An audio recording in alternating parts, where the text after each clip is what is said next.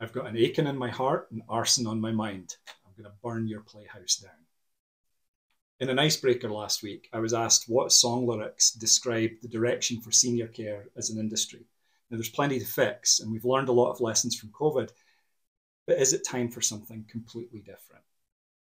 Almost all of the solutions that I've seen center around three things: staffing, funding, and regulation.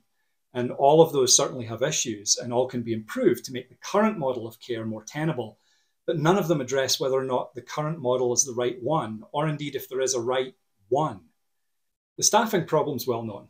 According to the Bureau of Labour Statistics, the sector's lost nearly 229,000 caregivers. That's 14% of the workforce since March of 2020.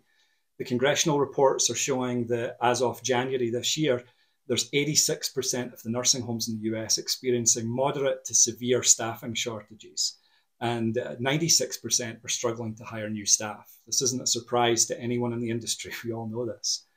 Projections from Leading Age are showing that as many as 8.2 million staffing jobs in long-term care are going to need to be filled by 2028 as the US population ages.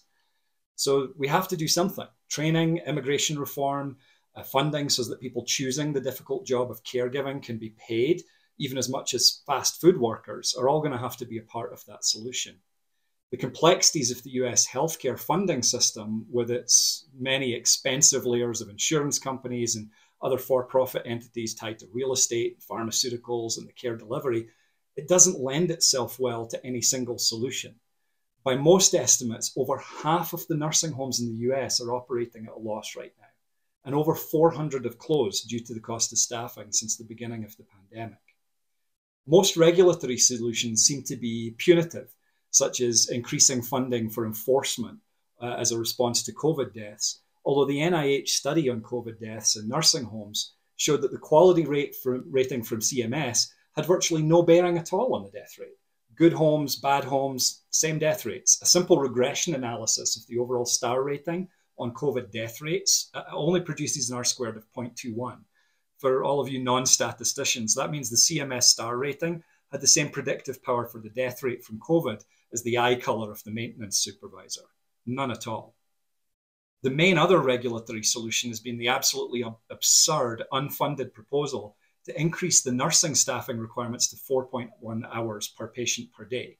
Of course, that ignores the aforementioned staffing shortage. Where are they coming from? And it exacerbates the problem of the ongoing unsustainable losses for providers.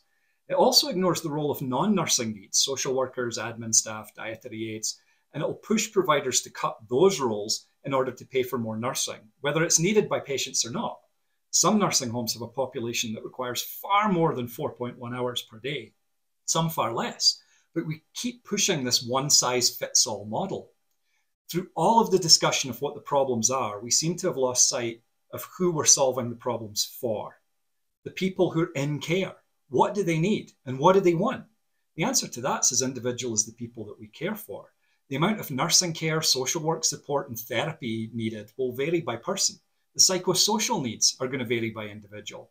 And what kind of environment people want to live in will also vary.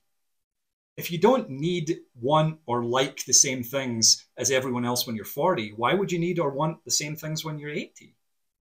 Nursing homes as they currently exist are and will be great for some people. They can and they will meet the care needs for many people. They may even be what some people want with the sense of community that they bring. But when I'm 80, if I'm handed a bingo card, sat in a dining room while a church person talks at me, or have to listen to the oldies pop songs from my childhood that I hated when they were new, then what they write in my chart about my behaviors is going to be spectacular. Instead of forcing everyone into a model that's built around physical structures designed for the understanding of people's needs in the 1960s, what are some alternatives? There is a model that's currently used in some states in the US, not for senior care, but for people with intellectual and developmental disabilities, which is one model I think could be adapted. The host home model is essentially an adult foster care system. An agency with expertise in care for that population will find and train people to care for adults with IDD who will come to live in their home. The key components of the model are really finding a good match for placement where someone's really going to fit with that family, quality oversight and training, and then support services on call as needed. I oversaw a few hundred of these placements during COVID, as well as several hundred locations with more traditional congregate living arrangements in nursing facilities. People with IDD overall had a 16% mortality rate nationally. We had significantly lower rates in our homes, but even our facility rates were 4 times as much as the death rate that we saw in this host home setting. The answer as to why is simple and intuitive. It's consistent caregivers and fewer people impacted per exposure. In long-term care, it's well known that staff turnover has a huge impact on care outcomes. Knowing the individual patient matters. If you don't know the patient and you read in the chart, well, they usually eat 50% of their meals, then you're not going to notice early symptoms and behaviors the way that someone knows them can say, hang on a minute, Jimmy loves his mac and cheese, he never leaves half of that. I know that sounds really simplistic, but these types of early identification of a condition change really matter. In nursing homes, no one saw just one case of COVID. Once COVID was there, it ran through the population. Of course it did. 100 people living, sleeping, and eating in close proximity made containment virtually impossible, regardless of the CMS quality rating.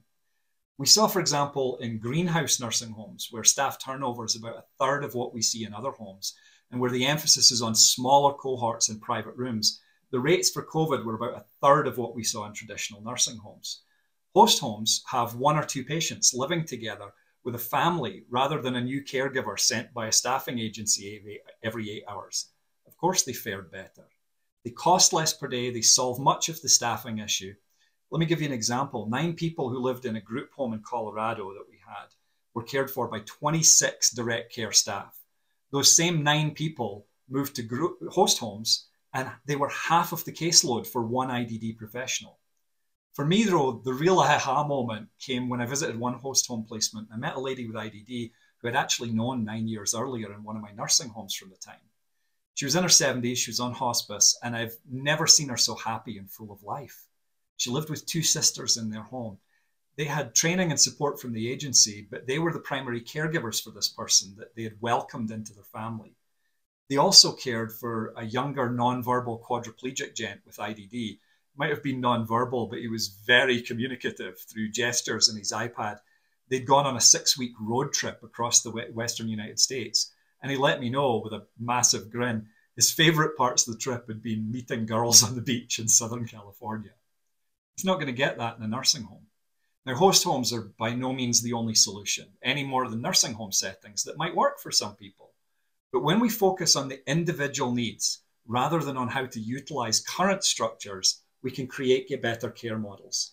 Instead of finding ways to utilize real estate that was built 60 to 100 years ago, why not spend the money on educating those in communities to care for the elderly, rather than replicating the mistakes of an American system that focused on efficiency and cost effectiveness and delivered neither?